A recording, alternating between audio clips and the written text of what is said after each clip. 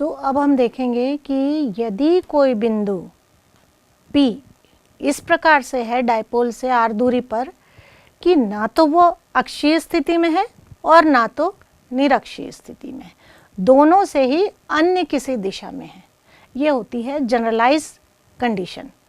तो आइए हम देखते हैं कि मान लीजिए ये डायपोल है, इससे r दूरी पर P बिंदु ऐसा है जिसके पोलर कोऑर्डिनेट दिए हुए हैं r और थीटा, अर्थात r दूरी है और थीटा कोण बनाते हुए वो अक्ष से थीटा कोण बनाते हुए है P बिंदु। ऐसी स्थिति में विद्युत क्षेत्र की तीव्रता डायपोल के कारण P बिंदु पर कितनी होगी, आइए देखते हैं। जो डायपोल मोमेंट है उसकी दिशा माइनस चार्ज से प्लस चार्ज की ओर होती है। अब इस डायपोल मोमेंट को ही हम दो कंपोनेंट में बांट लेते हैं। एक कंपोनेंट जो ये P है वो माइनस से प्लस की ओर है, इसको हमने r दिशा में उसका घटक लिया, मान लीजिए जो कि थीटा कोण बना रहा है, तो r दिशा में हमने घटक लिया, वो हो जाएगा P cos थीटा, उसके लिए आधार होगा, और उसकी लंब दिशा में घटक हो जाएगा P sin थीटा।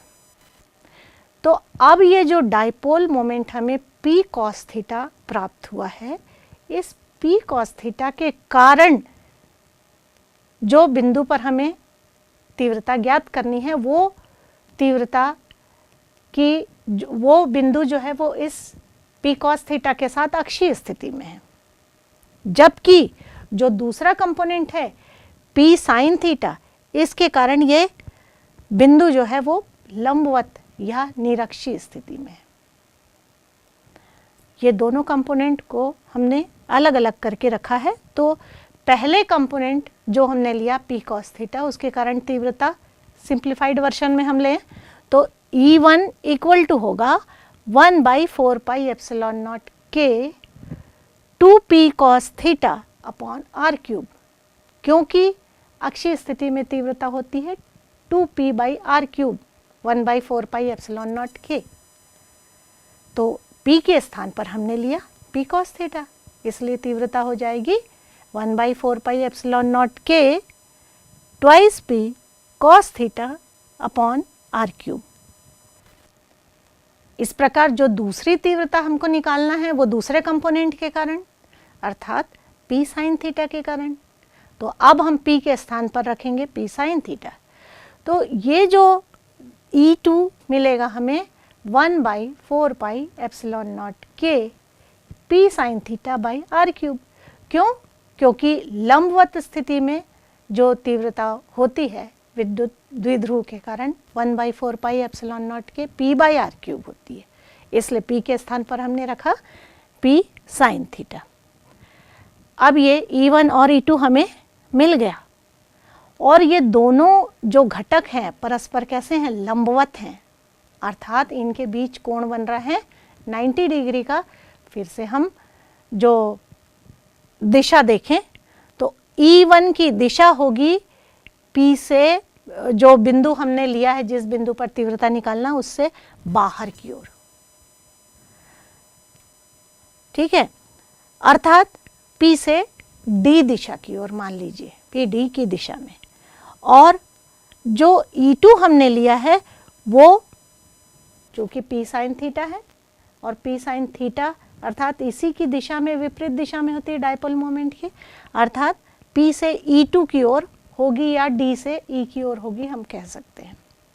तो ये दो दिशाएं हमें मिली E1 और E2 की, इनसे हम एक फिर से एक समांतर चतुर्भुज बना सकते हैं। और ये जो समानांतर चतुर्भुज बना, तो हम देख सकते हैं कि E1 और E2 परस्पर कैसे हैं, लंबवत हैं, इसलिए जो E का मान होगा वो कैसे हम निकाल सकते हैं, under root E1 square plus E2 square, समांतर चतुर्भुज के नियम से। cos थीटा 90 डिग्री हो गया, इसलिए थर्ड टर्म 0 हो जाएगी। तो E equal to under root E1 square plus E2 square. अब E1 और E2 के मान रख दीजिए यहाँ, तो हमें मिलेगा E के स्थान पर मिलेगा अंडर रूट E1 का मान रखेंगे twice P cos theta upon 4 pi epsilon naught के आर क्यूब का होल स्क्वायर प्लस E2 के स्क्वायर में हम रखेंगे P sine theta upon 4 pi epsilon naught के आर क्यूब का होल स्क्वायर। इसे हम सॉल्व करेंगे तो आप देखिए दोनों का एलसीएम, दोनों का डिनोमिनेटर सेम है इसलिए एलसीएम सेम आएगा, और चूंकि वर्गमूल है और ये उसका वर्ग आएगा तो हम हटा सकते हैं, सिंप्लीफाई कर सकते हैं। डिनोमिनेटर में आएगा 1/4 पाई एप्सिलॉन नॉट के आर क्यूब, और उसका जो न्यूमरेटर है, अंश है, वो आएगा under root 4p square cos square theta plus p square sine square theta. ये पूरा का पूरा रूट में है तो हम इसे देख सकते हैं 4p square cos square theta plus p square sine square theta. 4p square को हम दो भाग में लिख सकते हैं, क्यों? क्योंकि यहाँ पे साइन स्क्वायर थीटा के साथ में एक हम ले लेते हैं p square cos square theta, तो बच गया कितना 3p square cos square theta. और हमें मालूम है कि cos square theta plus sign square theta कितना होता है 1 होता है। अब इसमें से p भी आप कॉमन निकाल लीजिए तो E इक्वल टू मिलेगा p upon 4 pi epsilon naught के R cube under root 3 cos square theta plus 1। ये होगी तीव्रता डायपोल के कारण किसी भी स्थिति में, इतनी तीव्रता, इतना न्यूटन पर कूलम तीव्रता किसी भी बिंदु पर जो कि ना तो अक्षीय में है ना तो निरक्षीय स्थिति में है। अब देखिए ये जनरलाइज्ड फॉर्मूला जो हमें मिला है, इससे ही हम निरक्षीय स्थिति और अक्षीय स्थिति की तीव्रता ज्ञात कर सकते हैं। कैसे, आइए देखते हैं। ये जो E की दिशा हमें मिली है उसके लिए हम अल्फा कोण मान लीजिए, एक कोण है अल्फा जो E1 के साथ बना रही है। E की दिशा E1 की दिशा के साथ में कोण बना रही है, मान लीजिए अल्फा। तो ज्यामिति द्वारा आप देखिए इसमें क्या दिख रहा है, tan अल्फा इक्वल टू क्या होगा, tan थीटा का मान क्या होता है, लंब बटे आधार। तो आप देख सकते हैं अल्फा के लिए लंब क्या है, DE, और आधार क्या है, D से P की दिशा में, अर्थात tan alpha equal to DE अर्थात क्या है वो E2, और DP क्या है, PD या DP क्या है E1, अर्थात tan अल्फा इक्वल टू हो जाएगा E2 बाई E1। यहाँ पर हम E2 और E1 की वैल्यू रख करके सॉल्व करेंगे तो हमें मिलेगा tan alpha equal to half tan theta, या alpha equal to tan inverse half tan theta. अब ये जो अल्फा की वैल्यू है इस प्रकार हम देख रहे हैं कि ये थीटा पर डिपेंड करती है। तो विशेष परिस्थितियां हम देख सकते हैं कि यदि थीटा 0 है, अर्थात ये जो ऑब्जर्विंग पॉइंट है जिस पर हम ऑब्जर्वेशन ले रहे हैं, यदि ये अक्षीय स्थिति में है, थीटा इक्वल टू 0 है, तब अल्फा इक्वल टू क्या आएगा 0, क्योंकि tan 0 इक्वल टू 0 होता है, अर्थात ये जो अल्फा कोण बन रहा है वो 0 होगा। इसी प्रकार यदि थीटा इक्वल टू 90 डिग्री है, थीटा इक्वल टू 90 डिग्री अर्थात tan 90 होता है इन्फिनिटी, तो इसलिए हो जाएगा अल्फा इक्वल टू 90 डिग्री। तो हम बता सकते हैं कि विशेष परिस्थितियों में अल्फ़ा का मान किस प्रकार से थीटा पर डिपेंड करता है। अभी हम देखेंगे कि क्या होगा जब डायपोल को हम किसी विद्युत क्षेत्र में रखेंगे। एक समान विद्युत क्षेत्र मान लीजिए एक है E, और हम जानते हैं कि एक समान विद्युत क्षेत्र को समांतर बल रेखाओं द्वारा हम प्रदर्शित कर सकते हैं। तो यदि डायपोल को हमने रख दिया विद्युत क्षेत्र की दिशा में, अर्थात 0 डिग्री एंगल बनाते हुए, तो ये बिल्कुल आराम से पड़ा रहेगा, उसमें कोई हलचल नहीं होगी। इसको हम देखते हैं। लेकिन मान लीजिए हमने उसको घुमा दिया, थोड़ा सा एंगल बना दिया, तो क्या होगा? तो इसके ऊपर एक रिस्टोरिंग फोर्स या प्रत्यानयन बल आघूर्ण कार्य करने लगेगा, जो इसे वापस अपनी दिशा में लाने का प्रयास करेगा। तो आइए देखते हैं कितना आघूर्ण लगता है। तो हमने लिया एक डायपोल विद्युत द्विध्रुव जो कि किसी एक समान विद्युत क्षेत्र की दिशा में रखा हुआ था पूर्व में। अब उसे हमने रख दिया थीटा कोण बनाते हुए, मान लीजिए। तो ये है थीटा कोण बनाता हुआ डायपोल, जिसकी दूरी, जिसकी लेंथ है 2L। एक है प्लस क्यू चार्ज, दूसरा है माइनस क्यू चार्ज, और जो कि विद्युत क्षेत्र के साथ में थीटा कोण बनाते हुए रखा गया है। अब जब थीटा कोण बनाएगा तो आप देखिए कि इसके दोनों सिरों पर बराबर और विपरीत बल कार्य करने लगेगा। प्लस क्यू आवेश पर विद्युत क्षेत्र की दिशा में बल कार्य कर रहा है, अर्थात QE, और माइनस क्यू जो चार्ज है उस पर उसके विपरीत दिशा में बल कार्य करेगा, अर्थात QE वो भी लगेगा लेकिन विपरीत दिशा में। माइनस QE कह सकते हैं लेकिन वो विपरीत दिशा में है, इसलिए QE। तो बराबर और विपरीत बल जब एक दूसरे से कुछ दूरी पर कार्य करते हैं तो आघूर्ण कार्य करता है, जो कि इसका प्रभाव जो होता है घुमाने का प्रभाव होता है, और उससे हम आघूर्ण निकाल सकते हैं। टाउ इक्वल टू क्या होगा? एक बल, उनके बीच की लाइन ऑफ एक्शन के बीच की दूरी। तो ऊपर वाला जो बल है QE, नीचे वाला बल जो है वो भी QE है, दोनों के बीच की लंबवत दूरी कितनी है? तो आइए देखें। चूंकि कोण बन रहा है थीटा, इसलिए दोनों के बीच की लंबवत दूरी होगी 2L साइन थीटा, इसलिए टाउ इक्वल टू हो जाएगा QE into 2L sine theta. अब हम पढ़ चुके हैं कि Q इंटू 2L जो होता है वो डायपोल मोमेंट के बराबर अर्थात P के बराबर होता है, इसलिए टाउ हो जाएगा PE साइन थीटा। चूंकि टाउ भी एक सदिश राशि है आघूर्ण, और P जो है डायपोल मोमेंट वो भी एक सदिश राशि है, तो इसको हम सदिश रूप में भी लिख सकते हैं।